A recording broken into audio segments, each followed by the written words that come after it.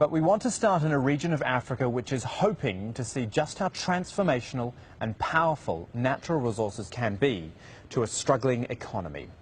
We're talking Puntland and we're talking oil. It might just be that this autonomous region of northern Somalia has found the source of its own renewal, or potentially a curse, as such riches can often be.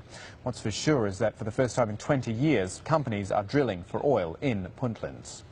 Here it is on the map, Puntland in the Horn of Africa, and specifically two large blocks of oil there called the Dhig Valley and Inooga Valley blocks. They are sizable, 36,000 square kilometres combined, which is around the size of the island of Taiwan, and beneath the ground, an estimated 19 billion barrels of oil. Now, not all of it is recoverable, but remember, oil's easily over $100 a barrel, so a basic calculation gives us a potential $2 trillion to be made.